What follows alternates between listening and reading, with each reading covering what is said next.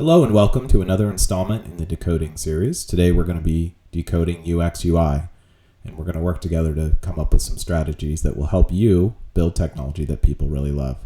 My name is Mike Wilson, author of Decoding People, and so let's get started.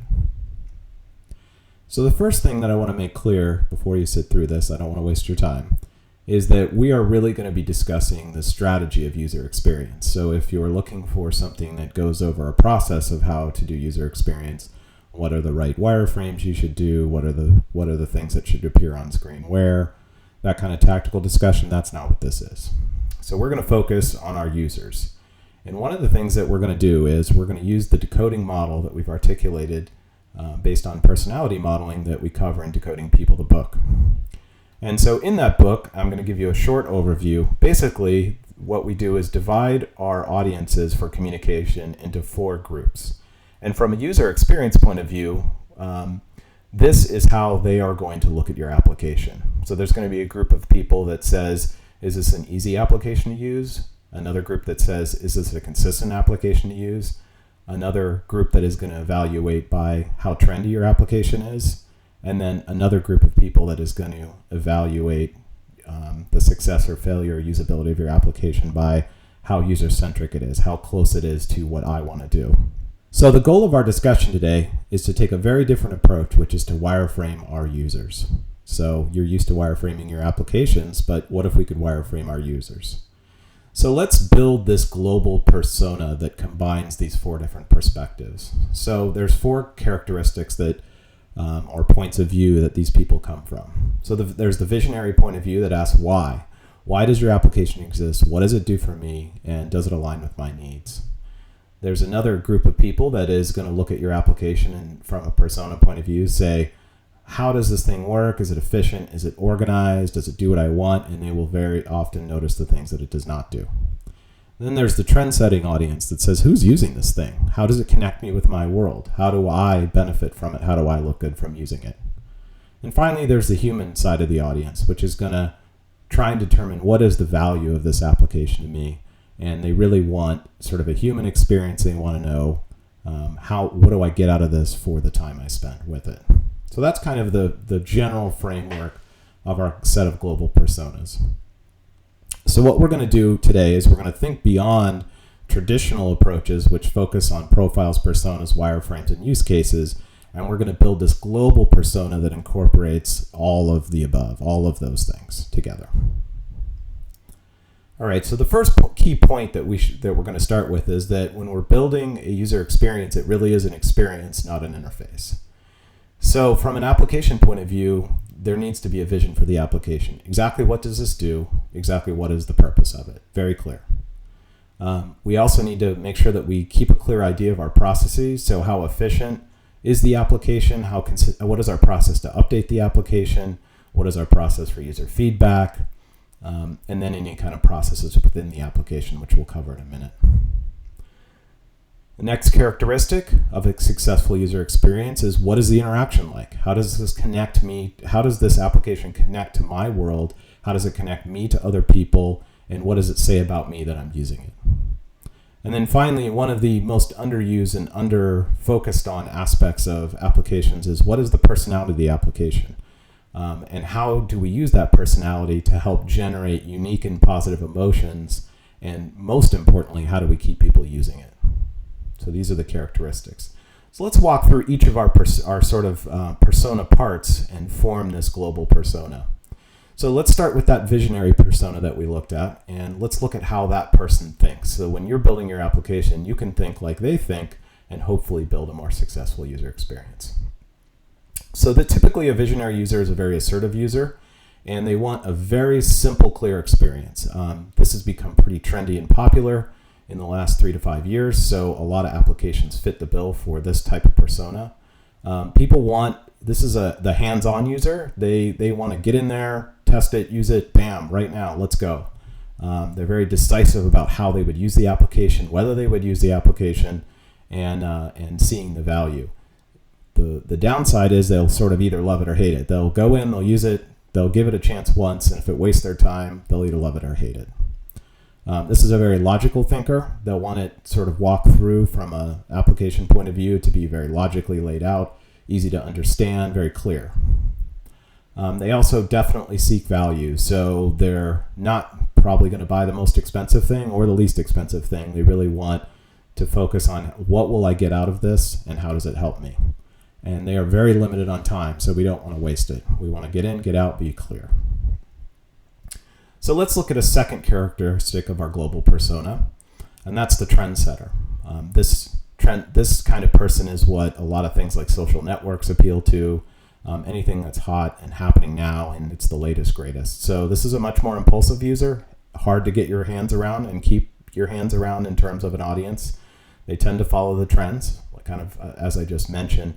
They really are going to look at how does this application not only possibly literally connect me to people, but how does it connect me from a perception point of view to people? In other words, if I tell them I'm using this, how does that make me look? They do like to interact with others, specifically other users. And because of this, they really consider the people involved. So they might be more apt to use something if, for example, Kim Kardashian uses it or something like that. And so, and they make a lot of judgments just based on the style. So this is where look and feel and being contemporary and being modern really stands out to these people. So they'll look at it, and if it looks like junk, they'll immediately say, that's old, I don't want it, forget about it. The flip side of this is they are the first to jump on when something does start to become a trend or something is appealing to them. So often these will be some of the people that you get right off the bat, hopefully, because they tend to connect with people, tell other people about your application, and get the ball rolling for you. They tend to look at things like, well, just about everything, but specifically in the context of this discussion, they look at apps as a status symbol. So these are the type of people when you're in, when you meet up with somebody in a bar or a business meeting and they say, hey, have you tried this thing? Look at this. This is really cool. Wow, this really does a lot for me, that kind of thing. So they probably will look at your application, or they could look at your application like a real nice watch or something like that, any other status symbol. All right, the other aspect of the characteristics that we're building our global persona with is something we're going to call the simple human. This is a very emotional buyer. They really want to have a good, warm, positive impression. They need to enjoy the environment they're in, whether it's literally or in our case, sort of virtually. They often will look for depth and details in the application or the content. So these are the kind of people that tend to want to know every detail. They don't want to get bothered with it right off the bat, but eventually they will start looking into every detail. So they are also not often very tech savvy, so they require a lot more support than many users do. In fact, these are the people that probably use about 90% of the support. But they don't want to look bad. So if it makes them look foolish or shows that how tech savvy they're not, they will often shy away from it. In other words, if it's technical enough that they don't feel competent, they will bumble through it, but you don't want to make them look bad or be embarrassed to try and use your application. One thing they do also is that they really enjoy a connected community of users, so the more people, the better. And often, as I mentioned before with tech support, they want some sort of help or human interaction. So even if they fully understand the application, can get up and running on it, they may need to just talk to someone in an organization just to get started. So they often, if it's a more complex app or something like that, may want to make a human connection before they make a decision. Finally, we're going to look at the skeptic and look at the skeptic and how they think. So this part of the persona is often if you're in sort of crossing the chasm or the technology world, they often are the late stage adopters. So these are the people that really evaluate and analyze anything within the application. They appreciate wizards and walkthroughs and things like that in an application. So step 1, step 2, step 3. They like things to be consistent. So if they go from one area of an application to another, they expect that to be the same and work the same way or in a similar way. They often, as I pointed out before when we were talking about them globally, will point out all the flaws of the application. So the first one to identify what the application doesn't do. They often want to consider things about the application. So let's say that you're doing a demo and you put it in front of somebody and they say, what do you think? They may not be able to answer the question immediately, except for to point out the flaws in the application or things it does not do well. it takes them a little bit of time to process the information and understand what the value of the application is. They also, if this is an enterprise level situation and you're trying to sell a big piece of software, will really need to understand the cost, time, alternatives, etc. So they really think things through. They're not going to make a snap decision. They often are a value seeker, even more so than some of the other aspects of and the personas that we've mapped out here. And they're sort of the polar opposite of the trendsetter, where they're the last to jump on the bandwagon with something. So they only use it when someone almost forces them to. So now let's take these broad understandings. So we sort of wireframed out our types of people that we're going to encounter and the types of people that are going to come onto our app. And so let's start translating these global experience or global personas into experiences that we're going to develop. So, and let's look at the aspects of successful UI. So we're going to go into a little more detail about some of the broader terms that we mapped out earlier. So the first thing is we really need to have clarity of purpose. People need to understand exactly what the value of this application is and what does it do for me. There can't be any ambiguity or complexity in terms of what it does or how it works. So we really want to make sure that before we start thinking about things, and we'll talk about this in a minute in a different way, we need to have clarity of purpose. We also really need to have our applications think about what they're connected to, both human and non-human, and we need to use as many visuals as possible. So some people, and we'll see this in a second, really want to drill down into more and more and more detail, but then other people just want a very simple visual that makes me understand what's great about this. Or visuals may be, like, let's use the Facebook example, visuals may be, oh, there's all my friends, and I see visuals of all my friends. So you could build an application that just showed the names of all your friends in writing, but these people want to see, oh, there's photos of all my friends. That makes a big difference to them. And also, as we talked about in the trend setting area, they really want this thing to make them feel better about themselves or make them feel more connected to other people or more ahead of other people, I guess would be another way to say it. As we talked about our Skeptic, we need to make sure that our processes are consistent throughout the application. And this is often thought of just in the context of the singular application that we're working on, but in many ways we have to remember, or we can't forget, that users use a wide range of applications in their life. And so a lot of times they will evaluate your application in terms of, is this sort of similar to something I've used, sort of different than something I've used, and is it easy for me to understand in that context? So within the application, we need to be consistent, and then we need to be as consistent as is reasonable with other applications that they may also be aware of and processes that they may also be aware of to do certain jobs and tasks. Finally, and this is one of the most important areas, and one that a lot of visual designers in particular focus on the most, which is, what is exact personality of this application? How does it mirror the personality of whoever is the creator, whether it's a company or an individual? And how does that personality relate to its users? And how unique is that personality? So if I look at this application, does it really just feel like something that our company or our users would love? Is it something that feels consistent with that? Is it something that really exemplifies that personality? So if our personality is very clear and precise, this application, does it feel very clear and precise? If our company or business or users are very fun, frivolous, happy-go-lucky, does this application show that personality to them? Because again, what we want is them to make an emotional connection with the technology as well. So I think if you think about your application from all these personas or perspectives, it makes it a lot easier to build your application for the full spectrum of users.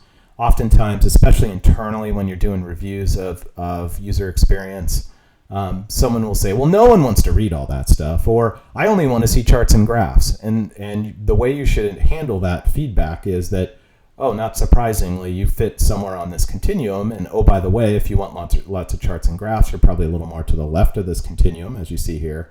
Or if you're saying that nobody reads anything, you're probably to the upper left of this continuum and not the lower right of this continuum, because a lot of those people want to read the entire manual and get into all the details. So there are no absolutes, I guess, is the point, and we need to connect. Need to have a little bit of something in there for everybody. All right, so let's go back through these personas now that we talked about them in the broad context. Let's get into the brass tacks of building user experiences from an application point of view, and let's look at exactly what they want to see in the application when they click and move around and do stuff and download and things like that. So the visionary personality really wants a user experience that empowers them. They're very hands-on, they're willing to get up and going very quickly, they want to use your app immediately, and they personally want to have a sense of like, what is this thing? What does it do? They want very powerful features and functions that they can access immediately. They want you to take care of all the details. So if there's anything complex or difficult, I want your application to make it simple for me. That's the value I see in it. Please, whatever you do, don't make me read the manual. The visionary does not want to go into all the details. If it's not simple enough to understand, then it's probably not right for me. The flip side is they do love to know the information. So anything that is insight or provides them with information, especially to make decisions. This is why things like dashboards and overviews and summaries are really popular in most applications. And then if we're going to have help and we're going to have documentation of any kind, make it as simple as possible.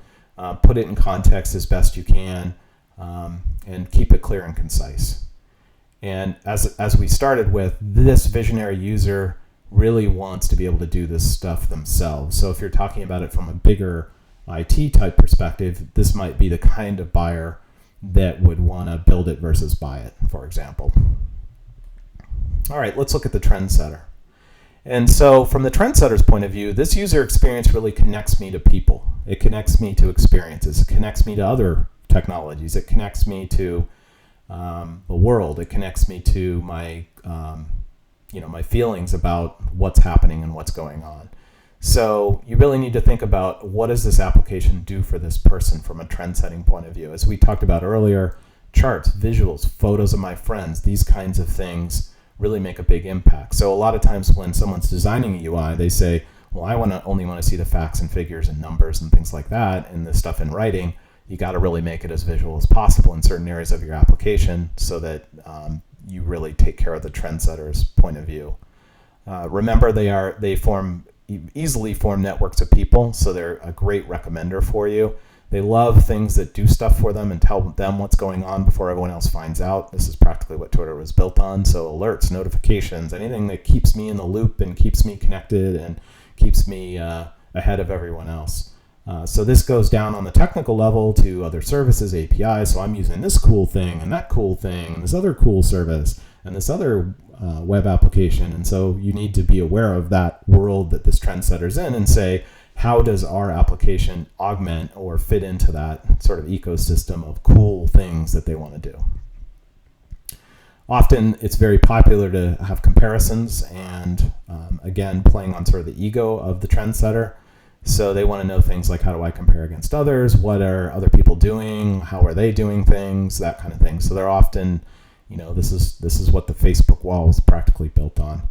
And so this is a little bit tongue-in-cheek, but let me show off a little. Again, I think what Facebook in many ways has become, the soft brag sort of situation. So a lot of trendsetter people want to be able to do that. They want to make this an extension of how great they are, how with it they are, that kind of thing. So it's just like any other item that's like a luxury item or something that really tells other people their status. All right, let's jump to the simple human persona or section of the persona. And as we talked about, and it starts to make more sense when you see these personas sort of start to get fleshed out, is that this is the person that really is more of an emotional user and they really want to feel good about what they're doing. So it's both on the application and the company level. So if they feel really comfortable and good with the group of people around the application, whether it's users or partners or friends, if it's a more mobile app or something like that, they really want to feel good. As we talked about earlier, they want depth and details when they want them. They often require plenty of help and tutorials. This is This is why corporate training was invented, because we got to make it, we got to spell it all out, and we've covered it all and make everyone feel confident and comfortable.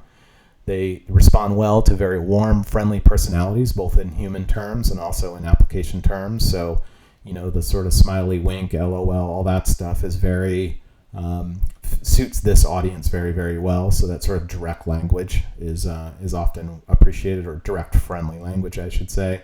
A lot of these people are willing to spend a lot of time, and especially if you're in the support area of an organization, they are willing to waste a lot of time because they need a lot of hand-holding, a lot of help, and they will take up tons and tons of time as they struggle to sort of get through it. So that's sort of the negative side of how this person approaches technology. They love manuals. So this is the person that if you said, nobody reads manuals, they would say, well, I need to see the documentation so I can fully understand what this thing does. So that's not always the case. It depends on who you're talking to. Some people love to have things in writing. And so the general feeling they want to have is a good feeling, but also from an ego point of view, they want to feel just a little smarter and just a little better than everyone else because they're using your application.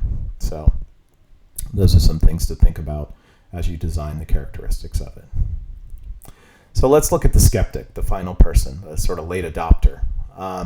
This person is going to look at the application in very logical, process-oriented terms. So they want to be, it's all about efficient, it's all about better, this thing connects me to somebody that, so that I can create a meeting and it schedules things better or makes my flight happen on time, or just about anything that drives efficiency is going to be something appealing. They love things like wizards and processes and checkouts and steps and label this for me in 1, 2, 3.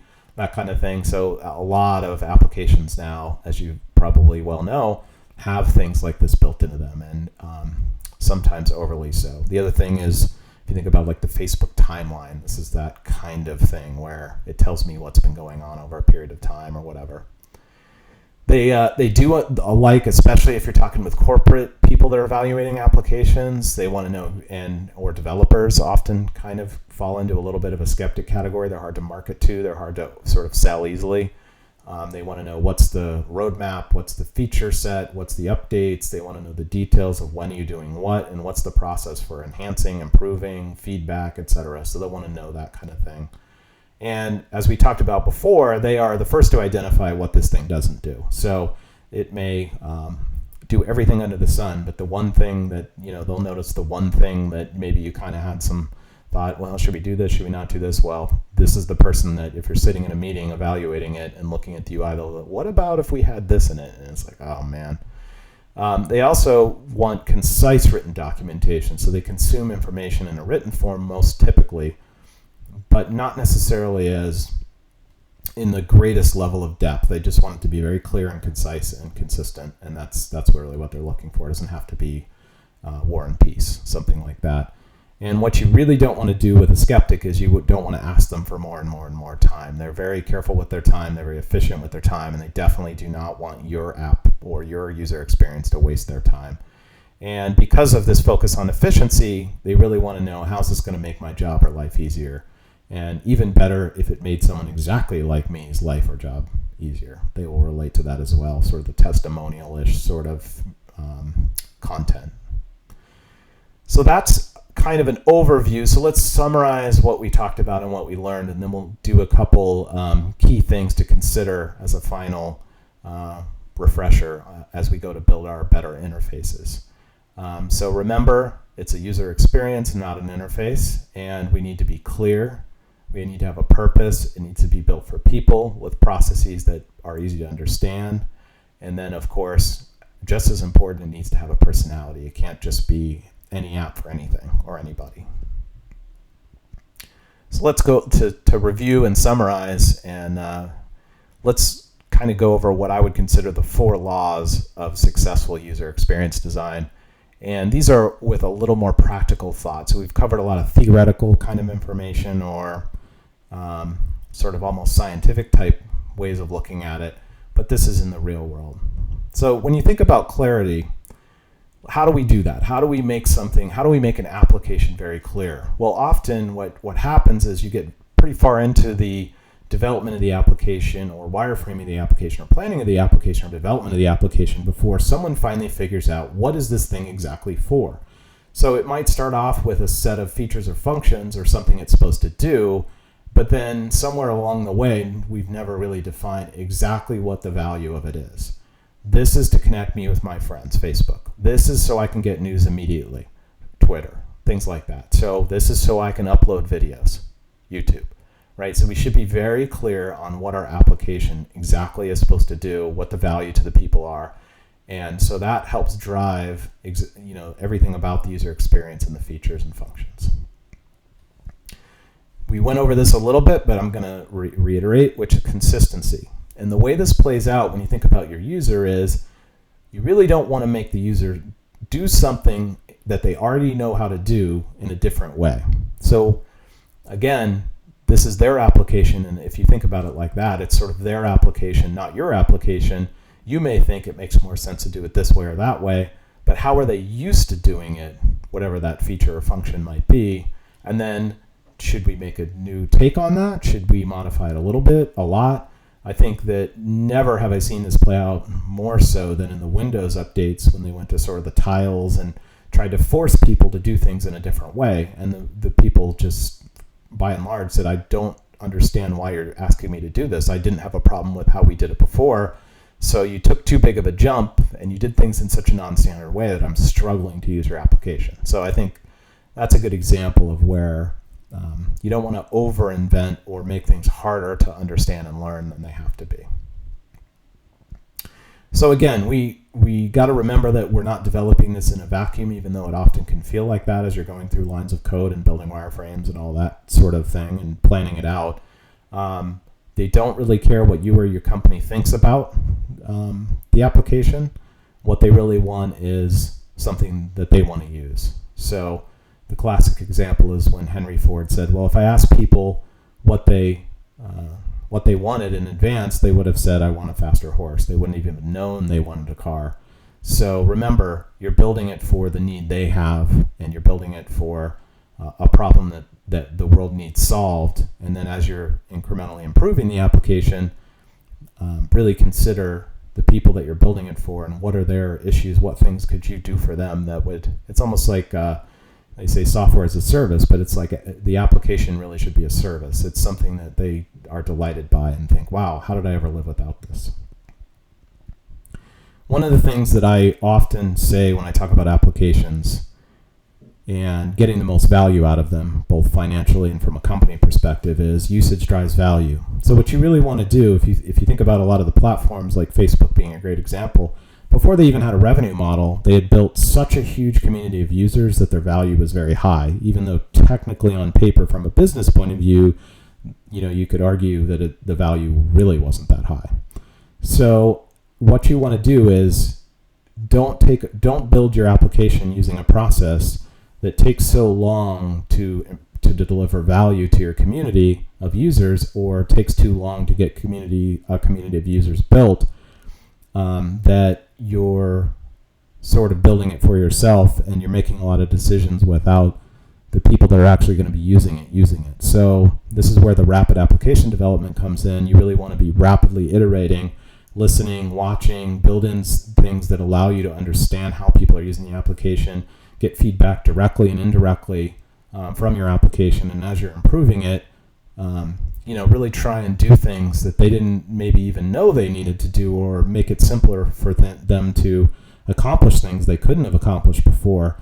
And what this does is it really makes them love the experience of using the application, because it's almost as if you read their mind. Oh my God, that's exactly what I wanted to do next. Or if I could add one feature to this, it would be this. And bam, there it is in the next release. So you really want to stay close to that community and sort of use a grassroots approach to building the application. It's really easy, especially in a business, to be very top-down. This is how we think the application will be used. This is the market we're trying to target, as opposed to really delivering something of high value to a community and letting them help you develop it, essentially.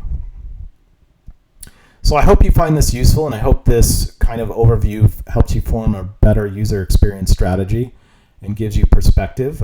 For more detail on the decoding model, I welcome you to check out our book. It's on the iTunes bookstore. It's also on the Amazon bookstore. You can get it in print on Blurb.